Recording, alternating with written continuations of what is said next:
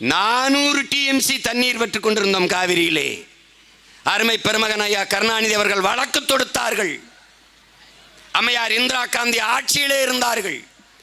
அந்த வழக்கை திரும்ப பெறுங்கள் என்று அவர் சொன்னதற்காக எங்கே தன்னுடைய ஆட்சியை அம்மையார் இந்திரா காந்தி கலைத்து விடுவாரோ என்று பயந்து வருவ வழக்கை திரும்ப பெற்றதால் தமிழன் காவிரி நதிநீரின் உரிமையை இழந்தான். அந்த இடத்தில் இவர்கள் தோற்று போனார்கள். அவ்வப்போது தேர்தலில் மட்டும் வெற்றி பெறுகிறார்கள். எல்லா இடத்திலும் தோற்றவர்கள் இவர்கள்.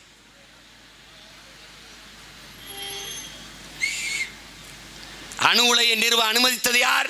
இவர்கள்தான். அன்பு தம்பி தங்கைகளே, என்னரும் பெற்றோர்களை இதை நீங்கள் உணர்ந்து கொள்ள வேண்டும். முதலாக அணு உலை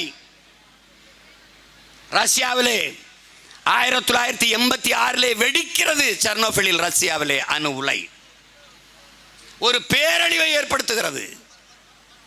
கோப்பர்ச்சேவ் என்ற ரஷ்ய அதிபர் பேசுகிறார். என் அன்பு தம்பி தங்கைகளே, இந்த இழப்பை, இந்த அழிவை ரஷ்ய தேசத்திற்கு மட்டுமானதாக நான் கருதவில்லை, ஒட்டுமொத்த உலகத்திற்குமான பேரழிவாக பார்க்கிறேன், பெரும் எச்சரிக்கையாக பார்க்கிறேன். நாம் நம்பினோம் இந்த விஞ்ஞானிகளை, இந்த அறிவியல் அறிஞர்களை, ஆபத்து பார்ந்தவர்கள், இவர்கள் காப்பார்கள் என்று ஏமாற்றப்பட்டோம்.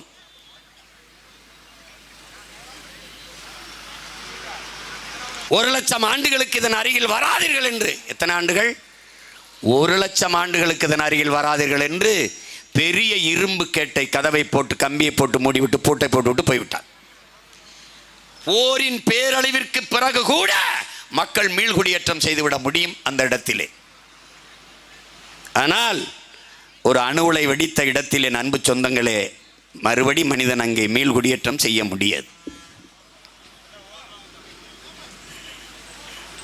நீங்கள் அணுவினுடைய அந்த வீச்சை நீங்கள் புரிந்து கொள்ளணும்.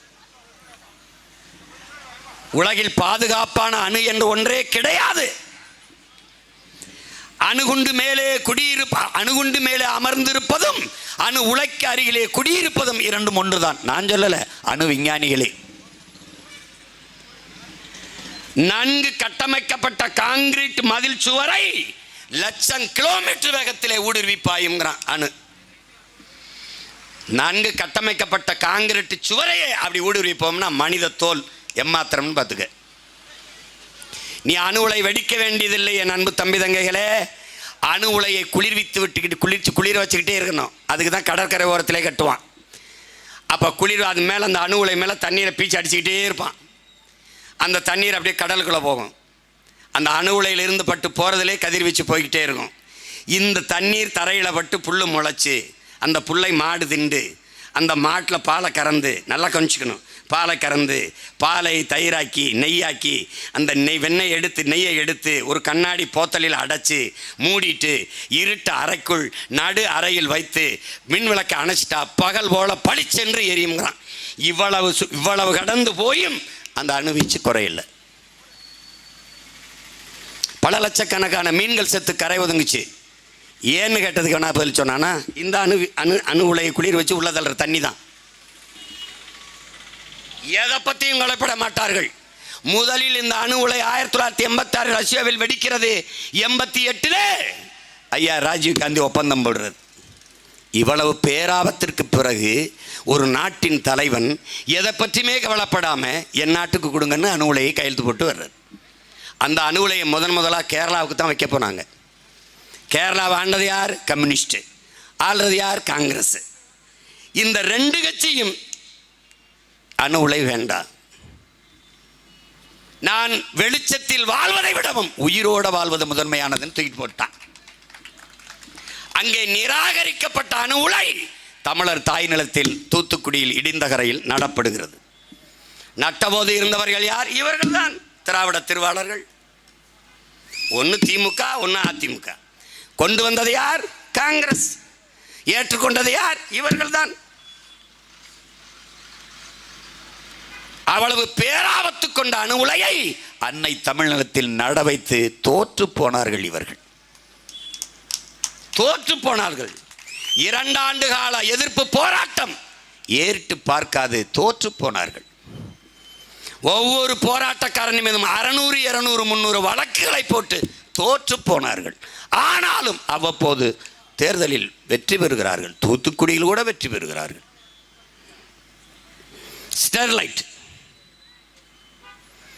தாமிரம் இல்லாது எப்படி? தாமிர ஆலையை பற்றி கவலைப்பட்ட இவர்கள் தண்ணீரின் தேவையை பற்றி கவலைப்படவில்லை, தோற்று போனார்கள்.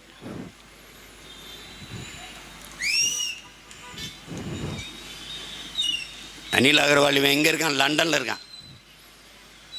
ஏன் பாதுகாப்பான ஸ்டெர்லைட்டு தானே. தூத்துக்குடியிலே ஒரு வீடை கட்டி பக்கத்தில் இருக்கலாமே, ஸ்டெர்லைட்டுக்கு பக்கத்தில். எந்தெந்த அதிகாரி பாதுகாப்பானது என்று சொன்னானோ அவன் அதே ஸ்டெர்லைட் வளாகத்திலே வீடு கட்டி வரலாமே. சில பேர்லாம் அவங்களுக்கு தெரியாது. புதுச்சேரி முதல்வராக இருந்த ஐயா நாராயணசாமிலாம் அணு உலை பாதுகாப்பானது, ஃப்ளைட் வந்து மோதினாலும் ஒன்றும் ஆகாது. அப்போ என்ன சொல்ல தோணும்? ஒரு ஃப்ளைட்டில் ஐயாவை ஏற்றி மோதி காட்டுங்க, நாங்கள் அப்படியே பார்க்குறோம், ஒன்றும் ஆகலைன்னா நாங்கள் போராட்டத்தை கைவிடுறோம், அப்படி தானே சொல்ல தோணும். என்கிட்ட கேட்டானே ஒரு பத்திரிக்கையாளர் கேட்டார், ஏங்க இவ்வளோ நாள் இருந்துட்டு என்னங்க திடீர்னு அணு உலையெல்லாம் வந்து ஏங்கண்ணா பிறகு சீமான் நீங்கள் வந்து அணு உலை வேணாம்னு போராடுறீங்க, இப்போ வந்து போராடுறீங்க அப்படின்னு. தம்பி, உங்கள் தங்கச்சிக்கு மாப்பிள்ளை பாட்டிய பத்திரிக்கை அடிச்சிட்டியே, ஊரையெல்லாம் கூட்டிகிட்டு வந்துட்டியே, கல்யாண மண்டபத்தில் எல்லாரும் இருக்கிறாங்க. இப்போ தான் தெரியுது தாலி கட்ட போகிறதுக்கு சத்த நேரத்துக்கு முன்னாடி மாப்பிள்ளைக்கு எயிட்ஸ்ன்ட்டு. இப்போ கல்யாணத்தை நடத்துவிலா நிறுத்துவிலா தம்பி? எனக்கு இப்போ தான் தெரியுது அணு உலை இவ்வளோ ஆபத்துன்னு, நிறுத்துறேன். நீ எப்படி உன் தங்கச்சி கல்யாணத்துக்கு உன் மாப்பிள்ளை பார்த்த மாப்பிள்ளைக்கு எயிட்ஸ்னா கல்யாணத்தை தடுப்பியோ, அப்படித்தாண்டா நான் அணு உலை வேணாம்னு இப்போ தடுக்கிறேன். தோற்று போனவர்கள் இவர்கள். திராவிட மாடல் என்பது தீந்து போன மாடல், பழைய ஓல்டு அம்பாசிடர். அதை ஈம்பித்தாலை பேர்ச்சம்பளத்துக்கு கூட இவன் வாங்க மாட்டான். இன்னைக்கு அவவே ரேஞ்ச் ரோவர் அதுன்னு 1.5 கோடி 2 கோடி பேருக்கு மாடல். திராவிடம்ங்கிறது சமஸ்கிருதம், மாடல்ங்கிறது இங்கிலீஷ், தமிழ் வாழ்க. திராவிடம்ங்கிறது என்ன சொல்லு? தமிழா? தமிழா? சமஸ்கிருதம். மாடல் என்பது என்ன? தமிழா? ஆங்கிலம். இவங்க தான் தமிழை வாழ வைக்க வந்தவங்க. தோற்று போனவர்கள் இவர்கள். ஃப்ளாப் கிடையாது, அட்டர் ஃப்ளாப்பும்ல, அட்டர் ஃப்ளாப்பான திராவிட மாடல். எங்கும் தமிழ், எதிலும் தமிழ். தமிழகத்தின் தமிழ் தெருவில் தமிழ் எங்கடா இருக்கு? இந்த விக்கிரவாண்டி தமிழகத்தினுடைய ஒரு முதன்மையான ஒரு ஊர். என் கடத்தெருவில் வர்ற எங்கேயாவது என் விளம்பர பலகையில் பாடுறாங்க வர வாக்கரோ, சிரிக்காத ஒரு தடவை சீரியஸாக பாரு, அண்ணன் சொல்கிறது இத்தனை நாள் ஆழமாக பாரு, வாக்கரோ. அந்த பக்கத்தில் ஒரு தமிழ் எழுதியிருக்கலாம், அது படி படி. வாக்கரோ எழுத்து தமிழ், உச்சரிப்பு என்ன? தமிங்கிலம், தட்ஸ் ஆல், தங்கிலீஷ். உலகத்தின் மூத்த மொழியை, ஆதி மனிதன் பேசிய மொழியை, எல்லா மொழிகளின் தாய்மொழியை, உன்னரும் தமிழ் மொழியை உன் கண் முன்னே சிதைத்து அழித்த இடத்திலே திராவிடர்கள் தோற்று போனார்கள். அவ்வப்போது தேர்தலில் மட்டும் வெல்வார்கள்.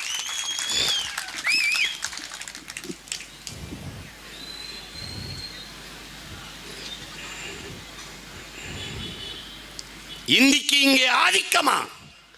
எல்லோரும் வாருங்கள் நாட்டினரே, செந்தமிழுக்கு ஒரு தீங்கு வந்த பின்னும் இந்த தேகம் இருந்தொரு லாபம் உண்டோ?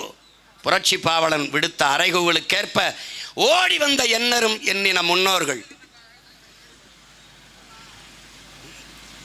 தீந்தேகத்தை தீக்கு தின்ன கொடுத்தார்கள், நஞ்சுண்டு மாண்டார்கள், சிறைக்குள்ளே வதைப்பட்டு மிதிப்பட்டு செத்தார்கள். ஏன்? எண்ணரும் தாய்மொழி செத்து விடக்கூடாது என்பதற்காக. இந்தி திணிப்பால் என் அருமை தாய்மொழி இறந்து விடுமோ என்பதற்காக. அது எப்படிங்க இந்தியை திணிச்சா மொழி இறந்துருமாங்க அப்படின்னு? இறந்துருச்சுல.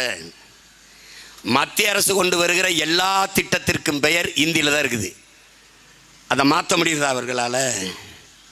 இல்லை இல்லை.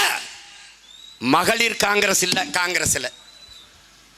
எவனாவது கட்டியாடா மான தமிழன் ஒரு தமிழச்சி? மகளிர் காங்கிரஸ் இல்லை. காங்கிரஸ் என்ன தமிழ் சொல்ல? காங்கிரஸ் என்னது இங்கிலீஷு. காங்கிரஸ் கட்சியை தொடங்கின ஆளன் ஆக்டிவ்னு ஒரு வெள்ளக்கார பொம்பளை தொடங்கினான். இது என்னது? இது தமிழ்நாட்டில் மகளிர் காங்கிரஸ்னு சொன்னால் கூட மன்னிக்கலாம், மகிழா காங்கிரஸ் அப்படி தானே இருக்குது, அப்படி தானே இருக்குது. ஏன் நீங்கள் கேட்கல? தமிழ் வளர்க்கிறது. தலைநகருக்கு வா, நம்ம தமிழில் இருக்கும். சென்னை இங்கிலீஷில் இருக்கும். கன்னியாகுமரிக்கு போ, நம்ம தமிழில் இருக்கும். கன்னியாகுமரி இங்கிலீஷ் எழுதி வச்சுருப்பான். இதெல்லாம் என்ன சேட்டை, என்ன சேட்டை? எங்கே இருக்கு தமிழ்? இந்தியை எங்கே எதிர்த்தார்கள் இவர்கள்?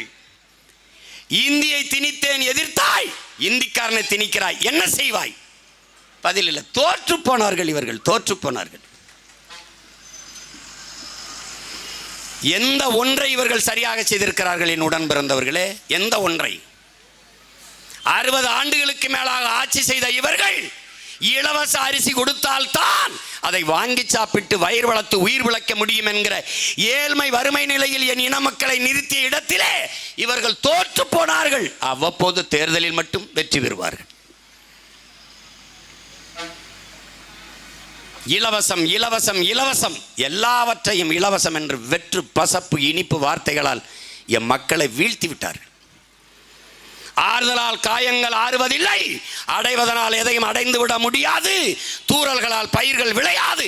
என் தேசத்தை நாசமாக்கிய ஒரே சொல் இலவசம். தவத்திரு குன்றக்குடி அடிகளார் என்கிற பெருந்தகை முன்வைத்த தத்துவம்.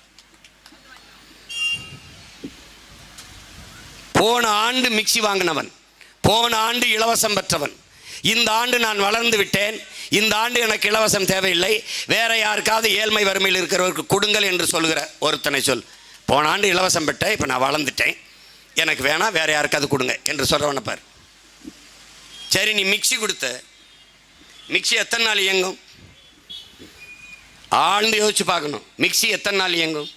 ஒரு 6 மாதம் பழுதாயிரும். அதுக்கப்புறம் மாவு அரைக்க, மசாலா அரைக்க என்ன பண்ணுவ? அடுத்த தேர்தல் வரைக்கும் நீ மசாலா அரைக்காம இருப்பியா? சொல்லு. மிக்சி கொடுத்த, அதை அரைக்கிறது கரண்ட் கொடுத்தியா? மிக்சியை கொடுத்த, அதில் எதை போட்டு அரைப்ப? மல்லி, மஞ்சள், மிளகா, அதில் எந்த கொப்பை விளைய வச்சு கொடுப்பேன்? அது ஒரு விவசாயி தானே விளைய வச்சு கொடுக்கணும். மிக்சி கிரைண்டர் எதை போட்டு ஆட்டுவாய்? அரிசி பருப்பு உளுந்து எங்கிருந்து வரும்? எங்கிருந்து வரும்?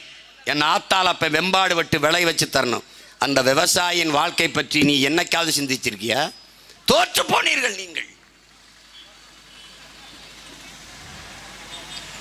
5000 ஏக்கரில் ஏர்போர்ட் கட்ட துடிக்கிற பெருமக்களே, விண்ணூர்தியில் நீ பறக்கலாம். விண்ணூர்தியில் இருப்பவனுக்கும் தவிக்கும் பசிக்கும் சோர் நீர் பூமியில் இருந்தான் போகடா முட்டா பயல்களா. விண்ணூர்தியில் பறப்பது வளர்ச்சிதான். அங்கே வானூர்திக்குள் இருப்பவனுக்கும் வயிறு பசிக்கும், அவனுக்கு சோர் நிலத்தில் இருந்தான் போகணும். இது ஏன் உங்களுக்கு தெரியல? தோற்று போனீர்கள், தோற்று போனீர்கள். இத்தனை ஆண்டுகள் ஆட்சியில் மின்சாரம் இல்லாத எந்த இயக்கமும் இல்லை. இது அடிப்படை அறிவு. ஆனால் அந்த மின்சாரத்தை தடையின்றி தன் குடிகளுக்கு தர உங்களுக்கு ஒரு திட்டம் இல்லை. தோற்று போனீர்கள். அவ்வப்போது தேர்தலில் மட்டும் காசு கொடுத்து வாக்கை பெற்று வென்று விடுகிறீர்கள். இது வெற்றியா தோல்வியா என்று அறிவார்ந்த தமிழ் சமூக மக்கள், தலைவர் பெருமக்கள் மல்லாந்து படுத்தி சிந்தித்து பாருங்கள். இப்படி ஒரு வெற்றிக்கு கள்ளச்சாராயம் குடித்து நிம்மதியாக படுத்து தூங்கலாம். நீங்கள் 10 லட்சம் கொடுக்கிறீர்கள், நான் ஒவ்வொரு சாவுக்கும் ஒவ்வொரு கோடி கொடுக்க தயாராக இருக்கிறேன். தயவு செய்து குடியுங்கள். ஏன் நாங்கள் ஆட்சிக்கு வந்தால் இருக்காது, அதுக்குள்ளே இப்போ இடையில உங்கள் ஆட்சியிலே குடிச்சு முடிச்சிருங்க.